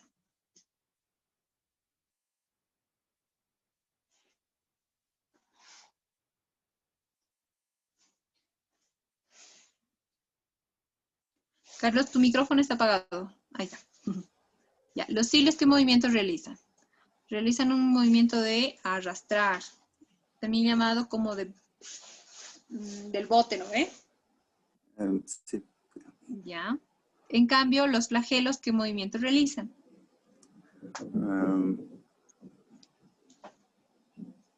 Aquí está. Movimientos helicoidales. ¿Sí? Sí, esas es prácticamente sus divisiones, ¿no? Uno, de que los flagelos llegan a ser más grandes que los cilios. También de que tienen una parte pasiva en movimiento. Esos son los flagelos. O sea, tiene una partecita donde se junta y recién se realiza el movimiento. En cambio, los cilios no tienen esa parte y desde su propio inicio van a hacer su movimiento. Los movimientos de los cilios, por tener una característica inclusive más pequeña, solo tienen movimientos de adelante para atrás. Movimientos de barrido, movimientos de arrastre, movimientos de bote, de remo de bote, también sus otros nombres. Y los movimientos del flagelo, que son movimientos helicoidales, que hacen como una turbinita, que hacen como las ruedas, las aspas del helicóptero. Entonces, hacen como una rueda, ¿sí?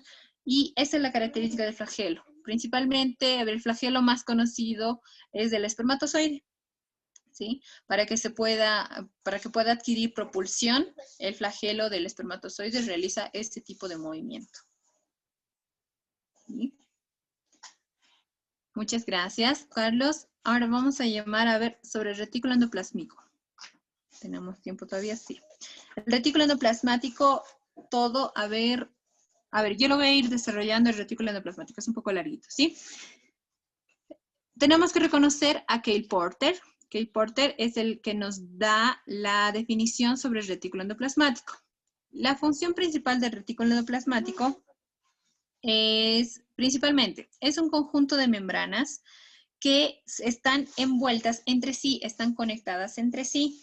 A eso le da la forma del esqueleto citoplasmático, ¿no ve? Que forman un conjunto, forman como un laberinto. Forman un conjunto extenso de sistemas de canales y se mantiene unido gracias a los ribosomas. Si se dan cuenta, esto es lo que son el retículo endoplasmático rugoso, es diferente al retículo endoplasmático liso. Su característica, inclusive formando lo que son sus canales, es la característica de los ribosomas. El peso de los ribosomas hace que se mantenga plegada el retículo endoplasmático rugoso. En cambio, en el retículo endoplasmático liso, al no existir ribosomas, prácticamente las plegaciones llegan a ser más anchas, no se llegan a juntar totalmente y obviamente sus características igual llegan a ser distintas. Aún así, siendo retículo endoplasmático liso o rugoso, tienen las mismas comunicaciones, ¿sí? La función, síntesis de proteínas, ¿sí? La síntesis de proteínas. Las principales funciones, habíamos hablado sobre que sirven como áreas para, aquí está, síntesis y transporte de proteínas. Circulación de sustancias que no se encuentran en el citoplasma. Nos dan un espacio para hacer reacciones químicas. Participan en la producción de lípidos y esteroides. Esa producción de lípidos y esteroides es característico del retículo endoplasmático liso, ¿sí? Participan en lo que es la glicosilación de proteínas, que es característico del retículo endoplasmático rugoso. Proveen como esqueleto estructural, ¿sí? Como es una de las estructuras más grandes, el retículo endoplasmático, entonces también, gracias a eso, adquiere la forma, la misma célula. Entonces, volvemos a hacer retículo endoplasmático rugoso, síntesis de proteínas y que tiene la capacidad de tener más cantidad de ribosomas. El retículo endoplasmático liso, que participa en lo que es la producción de lípidos, esa es su principal característica, ¿no? Después, ¿qué tenemos? El citosol, que participa en la formación de fosfolípidos, del colesterol, para la membrana celular, ¿sí? Los fosfolípidos los crea la producción de lípidos, fosfolípidos para el citosol, el colesterol para lo que es la membrana celular. Entonces ya empezamos a ver de dónde vienen las mismas estructuras que conforman la membrana celular. Sus características básicas, ¿no?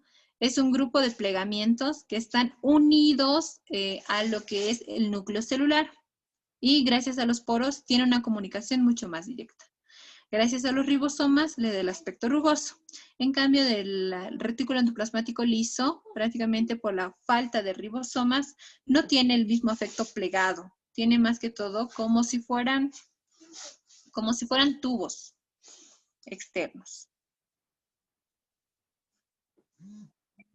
Nuestro aparato de Golgi. A ver, vamos a llamar a Shaden. Shaden Mita. Buenas noches, doctora. Muy buenas noches. Bien, algo cortito sobre el aparato de Golgi. Vamos. Fue descubierto por Camilo Golgi. Ya. Gracias a su apellido es el que nombró aparato de Golgi. Exacto. Tiene dictosomas de un picómetro. Sí. Tiene dos caras. ¿Qué caras son?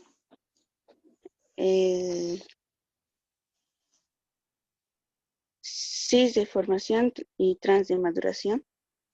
Ya. Que es el retículo. La Muy formación bien. es del retículo endoplasmático rugoso. Ya. Y la cara de maduración está vista ¿hacia dónde? Por la membrana celular. Hacia la membrana celular, ¿sí? Entonces, prácticamente es lo que la síntesis de proteína, lo que termina en el retículo endoplasmático rugoso, pasa a lo que es el aparato de Golgi. Por eso tiene que estar muy cercano al retículo endoplasmático rugoso. Pero después se excreta con las vacuolas, que estas vacuolas de secreción lo excretan, y por eso, o sea, la cara trans tiene que estar muy cerca a la membrana celular para que la distancia y el gasto energético sea menos. Las funciones del aparato de Golgi. Vamos, repasamos.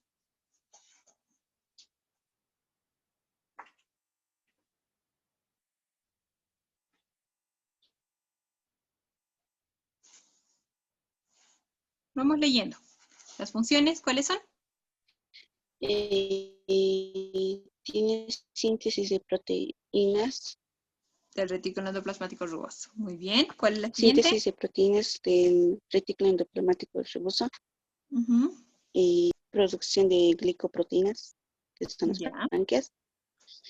Segrega carbohidratos que están en la pared celular. Ya. Y transporta y almacena lípidos. Forma lisosomas primarios. Sí, muy bien. Esas son las 6 funciones más características de lo que es el aparato de Golgi, ¿sí? Por eso tiene la característica, tiene que estar cerca del retículo endoplasmático porque ayuda prácticamente al procesamiento de las proteínas. Muy bien, vamos con la mitocondria. La mitocondria también la hemos visto en nuestro último tema de fisiología celular. A ver, vamos a llamar a... ¿Quién ha participado? Jocelyn Mendoza.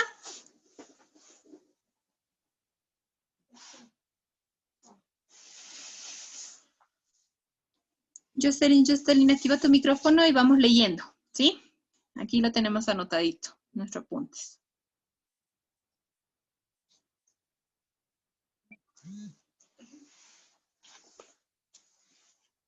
Jocelyn, tu micrófono, actívalo, por favor.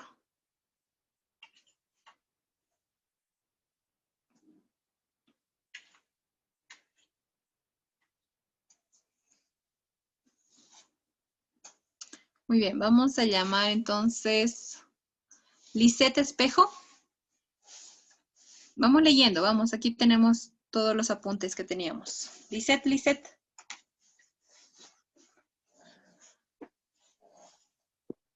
Muy bien. Buenas noches. Muy buenas noches. Muy bien, háblanos sobre la mitocondria. La mitocondria viene de estas palabras. Mito, hilo y... Chondro. Condria, grano. Grano, ¿sí? Fue descubierto por... Chondro. Altman.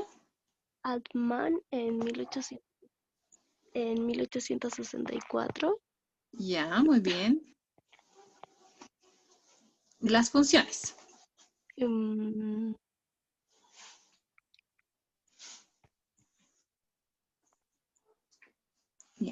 Las funciones son de la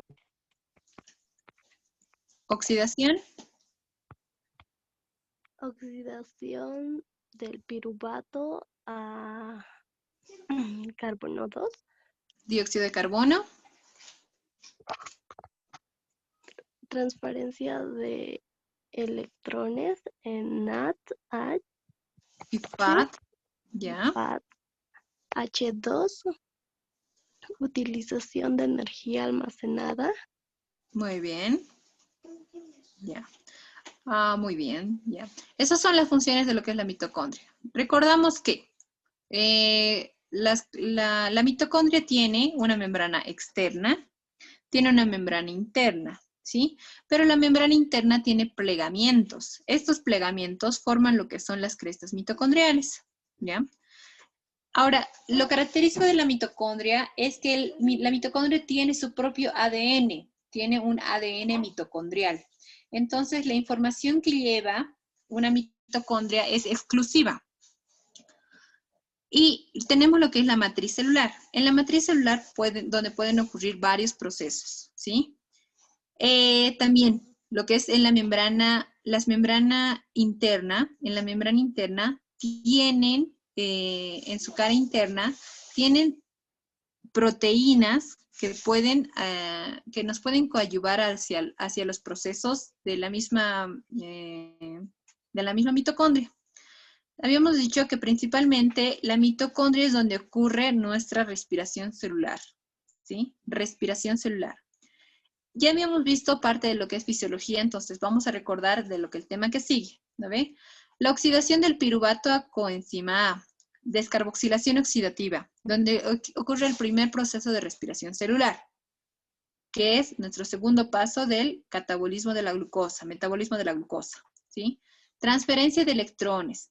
La transferencia de electrones principalmente se da en las crestas mitocondriales, ¿sí? Igual vamos a hablar en la fisiología celular, pero quiero que se les quede esto. Y la utilización de energía almacenada. Sabemos que en la mitocondria se llega a desarrollar de 36 a 38 ATPs gracias al ciclo de Krebs, ¿sí? Pero ¿qué pasa con estos ATPs? ¿Qué pasa? Entonces, la misma mitocondria tiene la capacidad de almacenar estos ATPs cuando la célula llega a requerir y llega a necesitar la utilización del mismo, ¿sí? Entonces, la glucólisis se realiza extracelular, la primera fase. La transformación del piruvato ya ingresando ya a lo que es la mitocondria. El acetilcoenzima A en la matriz celular, el ciclo de Krebs en la matriz celular y el transporte de electrones actúa justamente aquí, en lo que es las crestas mitocondriales. ¿Sí?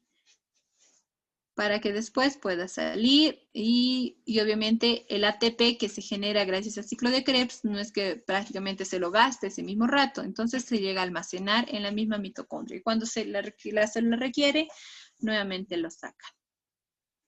Bien. Este es un peroxisoma, ¿sí?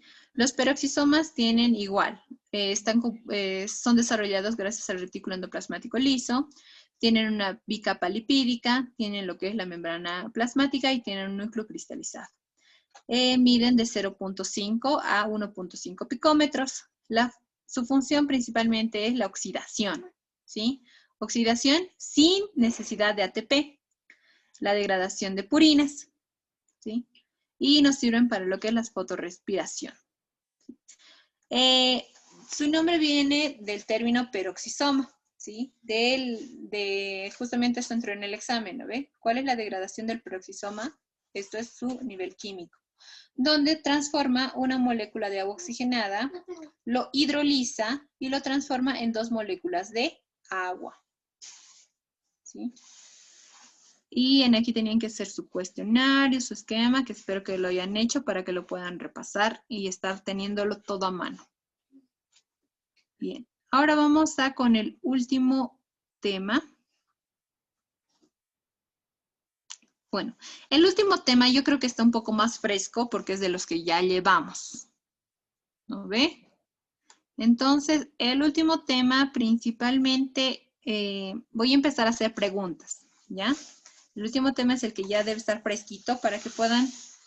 Ahora, antes de que termine inclusive la hora, pregunta para todos. ¿Quieren dar su examen hoy de 9 a 9:30?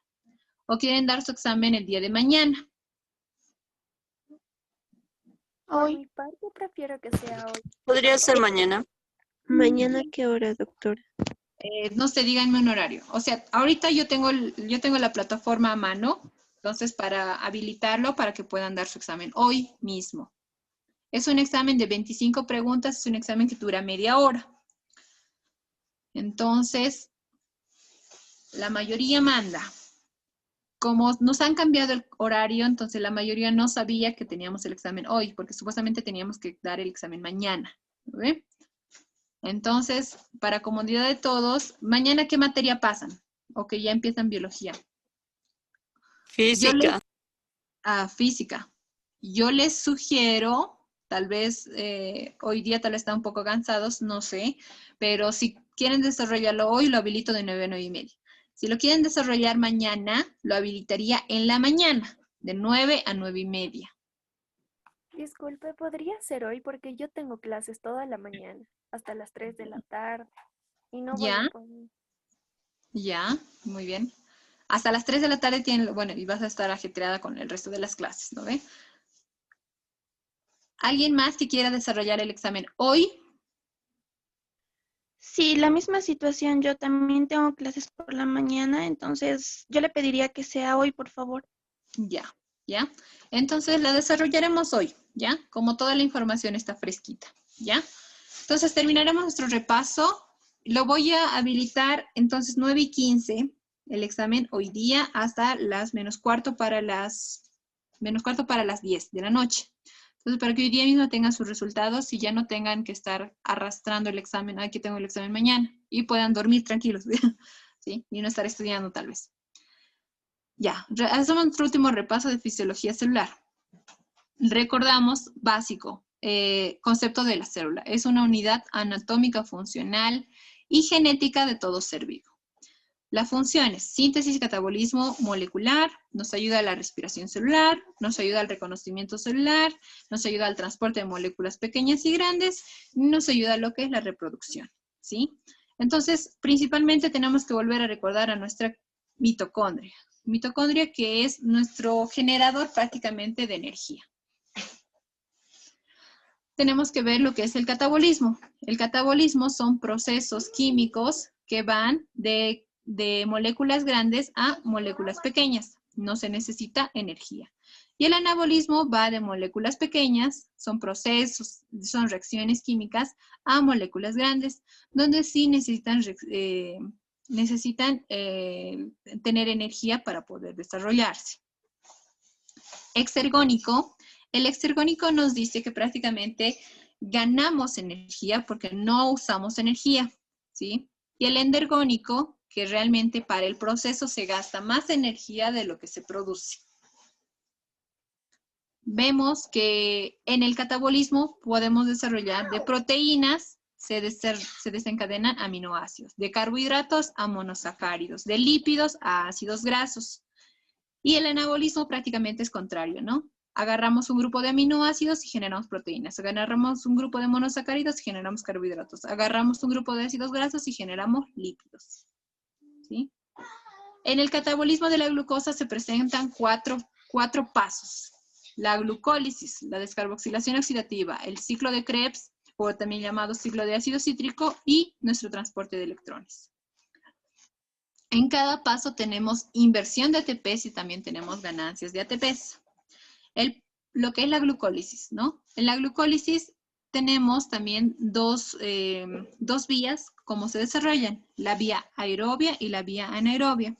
En la vía aerobia desarrollamos lo que es ácido pirúvico, y en la vía anaerobia, donde no hay oxígeno, se desarrolla ácido pirúvico y ácido láctico, pero en mayor cantidad de lo que es el ácido láctico, ¿sí? Y la glucólisis, el término de la glucólisis, el concepto de glucólisis llega a ser la formación de dos moléculas de ácido pirúvico, ¿sí? La glucólisis como resultado final tiene la formación de 2 moléculas de ácido pirúvico. También hablamos de la glucosa. Cuando hablamos de vía anaerobia, también se lo puede llamar como respiración. Cuando hablamos de vía anaerobia, se lo llama fermentación. Aparte de formar sus 2 moléculas de ácido pirúvico, en lo que es la fermentación llega a formar el etanol y el ácido láctico en mayor cantidad. Repetimos otra vuelta. Y en lo que es en la vía aerobia o respiración, llega a formar 2 moléculas de ácido pirúvico, llega a formar dióxido de carbono y agua. ¿Sí? Y esto igual lo vemos cuando vemos cada paso que tiene. Entonces la glucólisis se compone de 10 enzimas y 2 fases. La primera fase, o también llamado fase de inversión de energía, y la segunda fase, también llamado fase de glucólisis en la mitocondria, ¿sí? Esto lo hemos repasado varias veces, así que lo vamos a saltar, ¿sí? Entonces, lo más resaltante, 10 enzimas y 2 fases. Cuando hablamos sobre sinasa y quinasa, vamos a tener la presencia, vamos a ser conscientes de que hay participación de ATP. Puede ser tanto de inversión o de ganancia. La segunda fase también se llama segunda fase o ganancia de ATPs. La primera fase o inversión de ATPs. Igual, ya habíamos visto esto. Esto es sobre su examen. Y prácticamente nos falta nuestra última clasecita.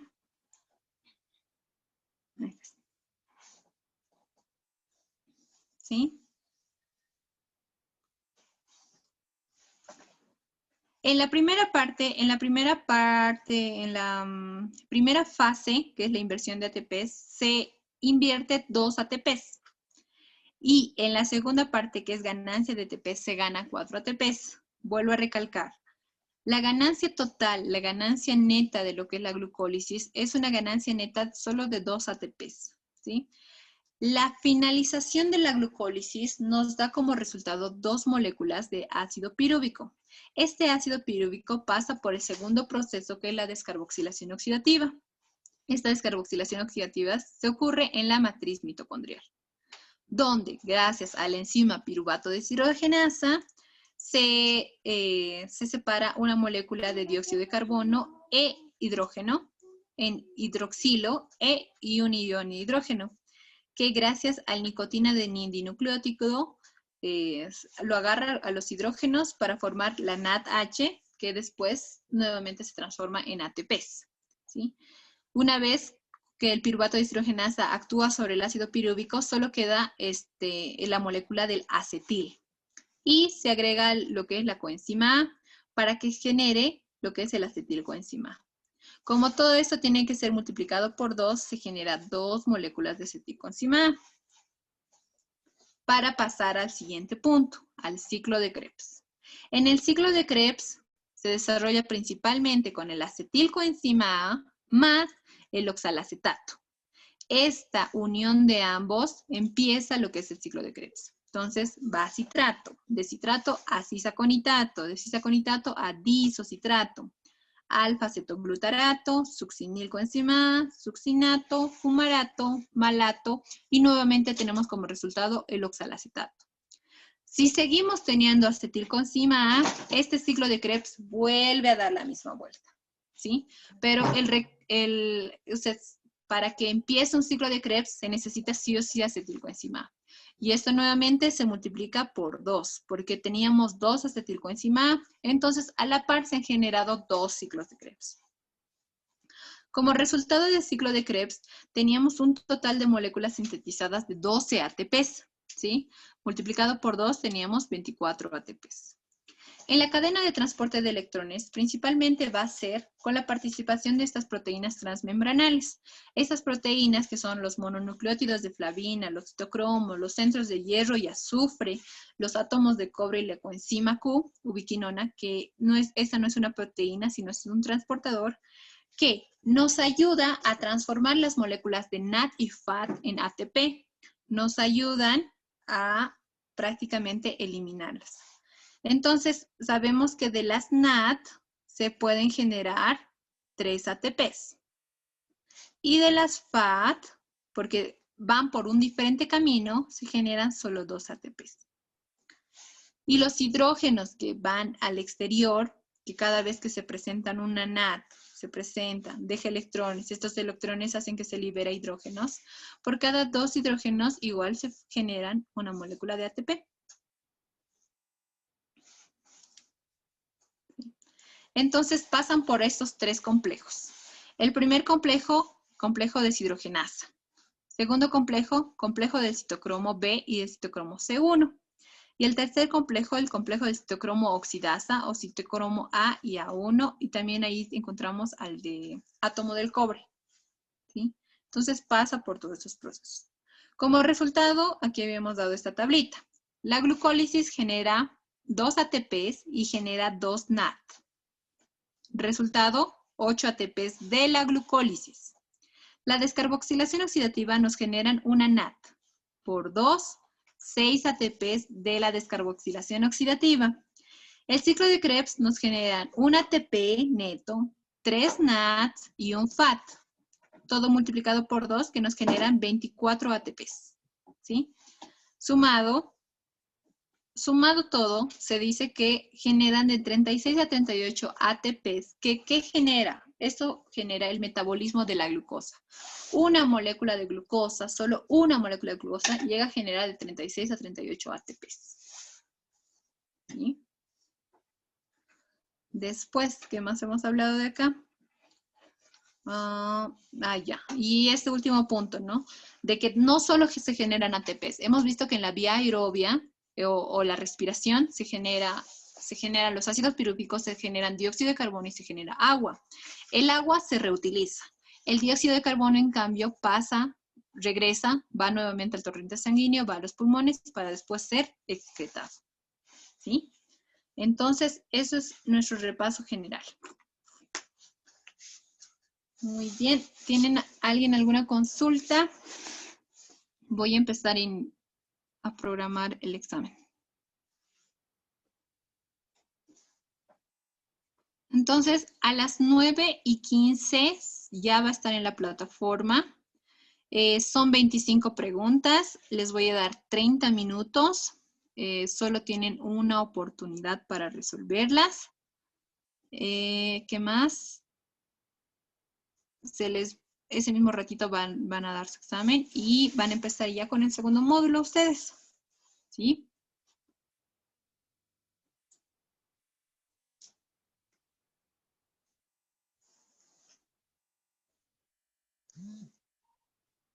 Ya. Bueno, eso sería la clase de hoy día. No sé, Ricky, ¿tienes algún anuncio más que hacerles? No, nada. Lisette, ¿está por ahí? No está. Ya se fue. Bueno, ni hablar. Chicos, Lisbeth. Lisette. Estaba hablando con ella hace un momento. Pero bueno, ya. Hablaré el día de mañana con ella, no se preocupen. He estado atento a la clase. La doctora ha estado haciendo preguntas. Hay unos 3, 4 alumnos que no han contestado, ¿no? Yo no sé cuál es el problema con... Ni siquiera les está preguntando así directamente, les está haciendo leer o no sé. El participar y el perder el miedo, eso es algo que ya tienen que dejar de lado, ¿no?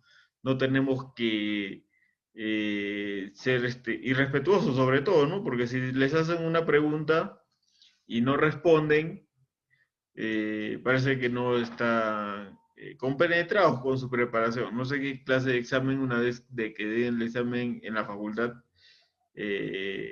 por si acaso no les van a poner sillones de oro, ni mucho menos para que den su examen. Si tienen que darle el examen en un ladrillo con una tabla, como pasó en alguna fecha de los exámenes, así lo van a tener que dar.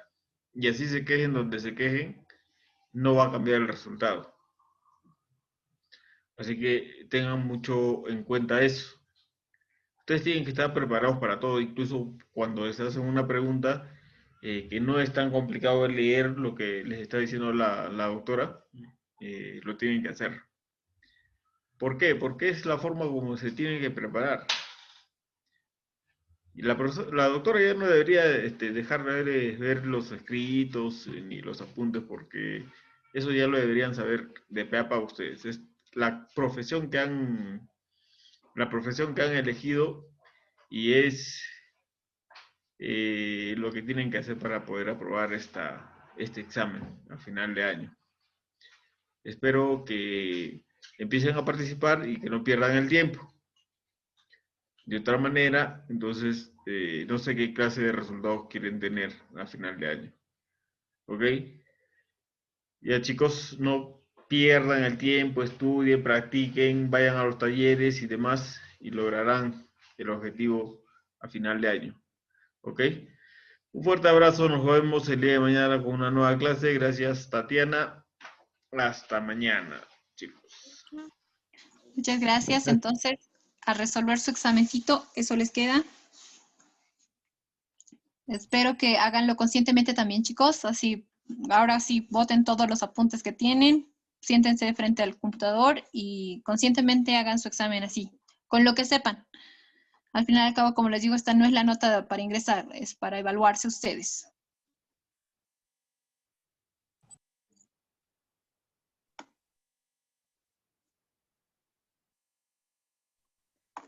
Gracias, doctora. Doctora, gracias, don Ricky. Hasta mañana.